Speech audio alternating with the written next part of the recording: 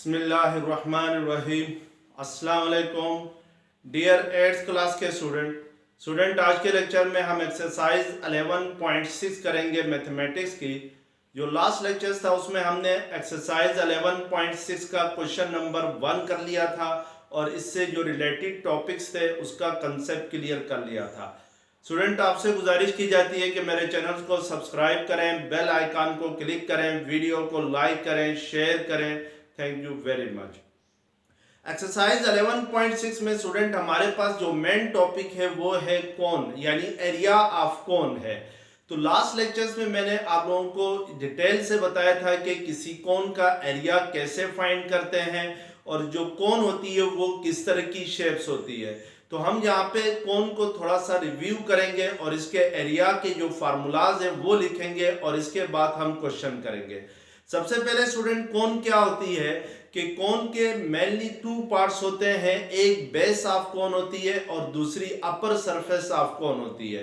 जो base of cone होती है वो सर्कुलर शेप में होती है और जो अपर सरफेस ऑफ कोन है उसको हम कहते हैं कर्व्ड सरफेस एरिया ऑफ कोन कहते हैं या उसको लेटरल सरफेस एरिया ऑफ कोन कहते हैं।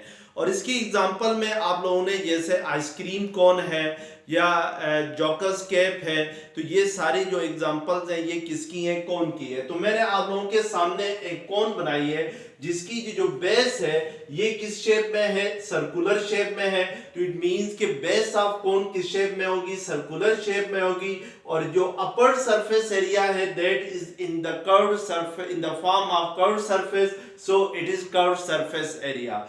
अब स्टूडेंट हमने यहाँ पे ये देखना है कि स्लैंट हाइट ऑफ कोन क्या होती है, हाइट ऑफ कोन क्या होती है और रेडियस ऑफ बेस क्या होता है। तो सबसे पहले हम ये देखेंगे कि स्लैंट हाइट किससे कहते हैं? जो कोन की कर्व्ड सरफेस की हाइट होगी that is called slant height.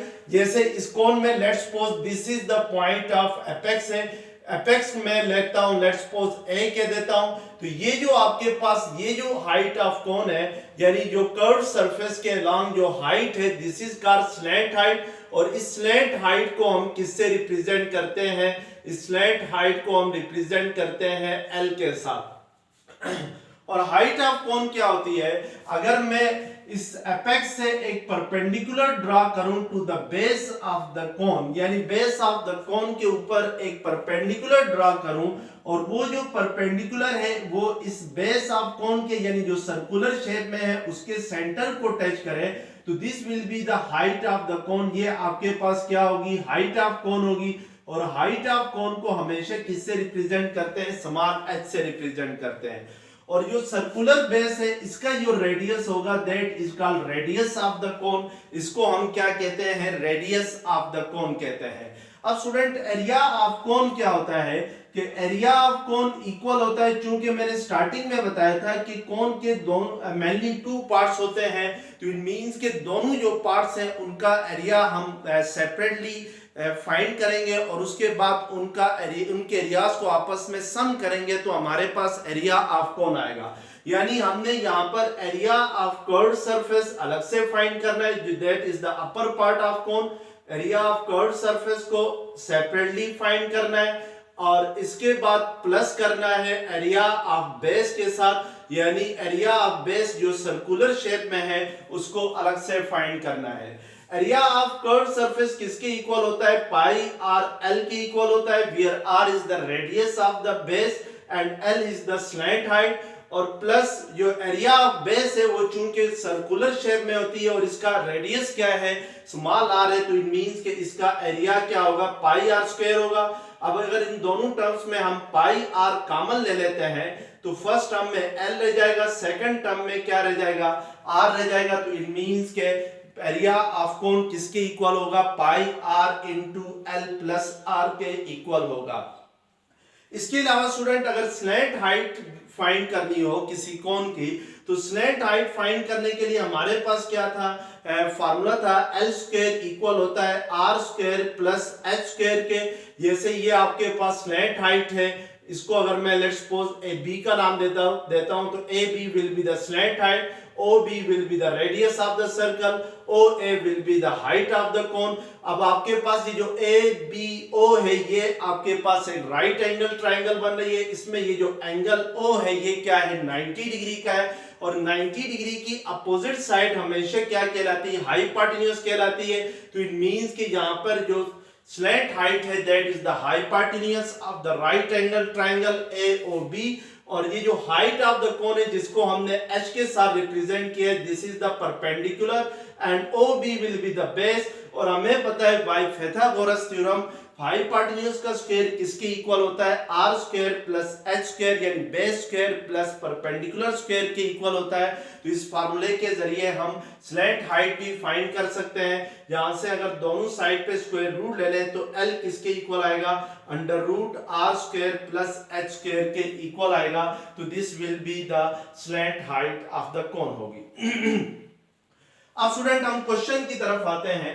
तो क्वेश्चन नंबर 2 आपके सामने यहाँ पे लिखा हुआ है कि lateral surface area of a right circular cone is 132 centimetre square, it's slant height is 21 centimetre. Find part 1 में इसका रेडियस फाइंड करना है, पार्ट 2 में area of its base find करना है। तो सबसे पहले स्टूडेंट राइट सर्कुलर कोन कौन सी होती है, राइट सर्कुलर कोन वो कोन होती है जिसमें जो हाइट है वो रेडियस के साथ जो एंगल बना रही हो वो 90 डिग्री का बना रही हो। यानी अगर ये जो एंगल O है between radius and height of cone, if this angle will be 90 degree then we call it as a right circular cone। तो हम इसको फिर क्या कहेंगे, राइट सर्कुलर कोन कहेंगे। राइट कहते हैं 90 डिग्री के एंगल को क्या कहते हैं, राइट कहते हैं। अब यहाँ पर क्वेश्चन में कह रहा है कि लेटरल सरफेस एरिया एक कोन का क्या है 132 सेंटीमीटर स्क्वायर है। तो लेटरल सरफेस या area of curved surface, lateral surface को in other words curved surface भी कहते हैं। तो इट मींस कि जो एरिया ऑफ कर्व्ड सरफेस है या जो लेटरल सरफेस है वो किसके इक्वल है, एरिया ऑफ लेटरल सरफेस आपके पास जो गिवन है वो है 132 सेंटीमीटर स्क्वायर। और इसके अलावा जो स्लैंट हाइट है वो किसके इक्वल है, वो आपके पास है 21 सेंटीमीटर है। तो स्लैंट हाइट ऑफ कोन को आप किससे रिप्रेजेंट करते हैं, स्मॉल c के साथ रिप्रेजेंट करते हैं, और ये किसके इक्वल है, सॉरी L के साथ रिप्रेजेंट करते हैं। तो ये किसके इक्वल है 21 सेंटीमीटर के इक्वल है।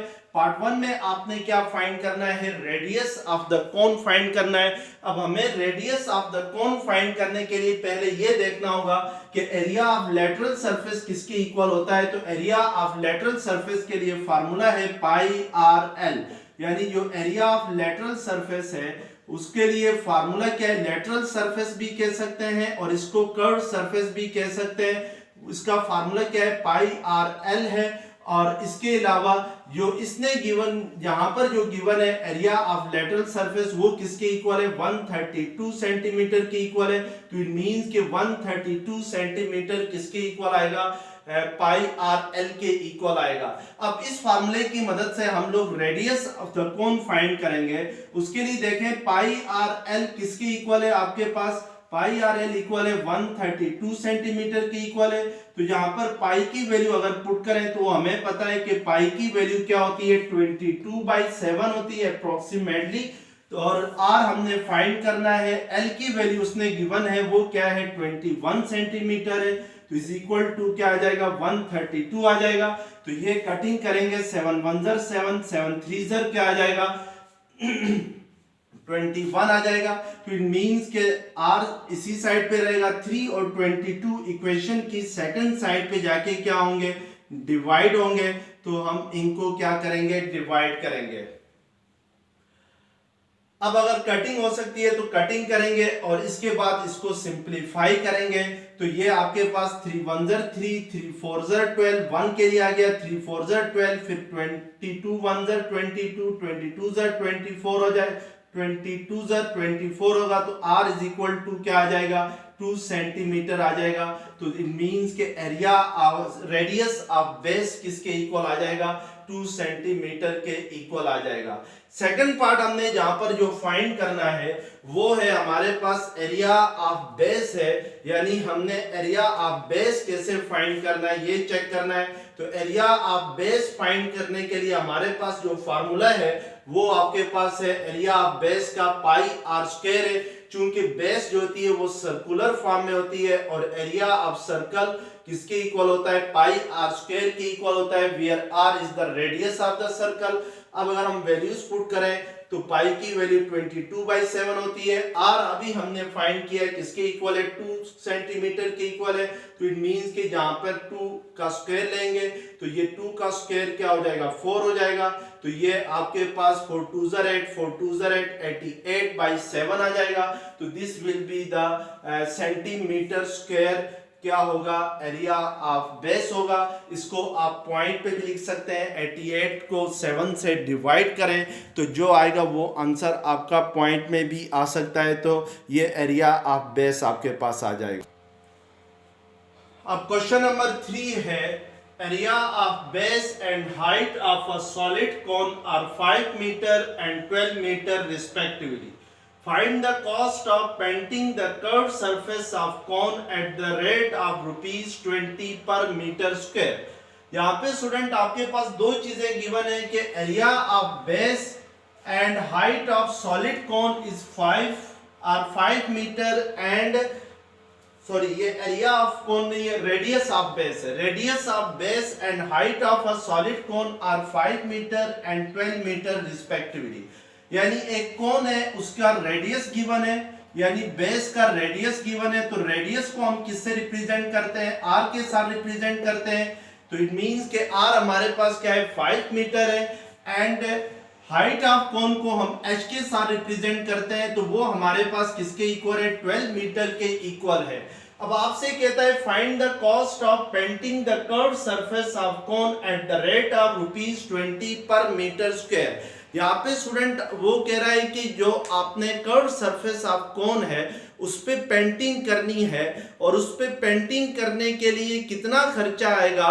अगर आपके पास 1 मीटर स्क्वायर पे जो खर्चा है, जो कॉस्ट है वो ₹20 आती है, तो फिर पूरी कर्व सरफेस को पेंट करने के लिए कितनी कॉस्ट आएगी, यानी कितना खर्चा आएगा, आपने ये बताना है। इसके लिए पहले हमें क्या करना होगा कि जो एरिया ऑफ कर्व सरफेस है वो फाइंड करना होगा और उसके बाद उस एरिया को मल्टीप्लाई करना होगा 20 के साथ। तो हमारे पास टोटल कॉस्ट आएगी of painting the curve surface, यानी जो कर्व सरफेस है उसको पेंट करने के लिए टोटल कॉस्ट आएगी। अब एरिया ऑफ कर्व सरफेस किसके इक्वल होता है, वो इक्वल होता है पाई आर एल के इक्वल होता है। तो इट मींस कि हमें यहाँ पर area of curve surface find करने के लिए दो चीजें चाहिए, रेडियस ऑफ बेस चाहिए यानी आर चाहिए और एल चाहिए।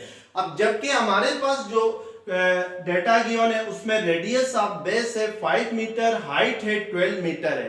तो इट मींस के area of curve surface find करने से पहले हम स्लैंट हाइट यानी एल फाइंड करेंगे। तो एल स्क्वायर किसके इक्वल होता है, H square plus R square के इक्वल होता है। तो एच आपके पास 12 है तो ये 12 स्क्वायर प्लस 5 स्क्वायर होगा, क्योंकि आर 5 है तो 12 का स्क्वायर क्या होता है 144 होता है, 5 का स्क्वायर क्या होता है 25 होता है। तो ये क्या हो जाएगा 169 होगा। तो दोनों साइड से स्क्वायर रूट ले लेंगे तो स्क्वायर रूट ऑफ 169 किसके इक्वल आएगा, 13 के इक्वल आएगा। तो इट मींस के एल किसके इक्वल आ जाएगा, 13 मीटर के इक्वल आ जाएगा। अब हम area of curve surface find करेंगे। तो एरिया ऑफ कर्व सरफेस किसके इक्वल होता है, एरिया ऑफ कर्व सरफेस के लिए जो फार्मूला होता है वो होता है पाई आर एल के इक्वल होता है। तो पाई की वैल्यू 22/7 है, आर की वैल्यू 5 है, एल की वैल्यू अभी हमने फाइंड की है दैट इज 13 है। तो इन सबको आपस में मल्टीप्लाई करके हम डिवाइड करेंगे 7 के साथ, तो हमारे पास क्या आ जाएगा, एरिया ऑफ कोन आ जाएगा। तो हम 22 को 5 के साथ अगर मल्टीप्लाई करते हैं तो ये 5 2s are 10, 5 2s are 10 plus 1 11, 110 को आपने 13 के साथ मल्टीप्लाई करना होगा। तो ये 3 0 3 1 3 3 1 3, 1 तो 0 3 4, तो ये आपके पास 14 30 divided by 7 centimetre square area आ जाएगा। अब चूंकि हमने जो पेंटिंग की कॉस्ट है वो फाइंड करनी है, तो total cost of painting find करने के लिए हम क्या करेंगे कि जो एरिया ऑफ कर्व सरफेस आ गया है उसको मल्टीप्लाई करेंगे, यानी 1430 डिवाइडेड बाई 7 को मल्टीप्लाई करेंगे 20 के साथ, तो ये हमारे पास टोटल कॉस्ट आ जाएगी। तो इट मींस कि ये 2 जीरो एज इट इज आ जाएंगे, 2 0 2 3 6 2 4 8 2 1 2 डिवाइडेड बाई 7 होगा। तो फिर आपने मजीद इसको मल्टीप्लाई करना है, 7 4 28, 7 7 7 4 7 8 56, 4 आ जाएगा, 7 5 35, फिर 5 आ जाएगा, 7 7 49 होगा। तो इट मींस कि ये 4085.7 rupees will be the total cost of the painting to the curve surface area, यानी जो कर्व सरफेस एरिया है उसको पेंट करने के लिए जो टोटल कॉस्ट आएगी वो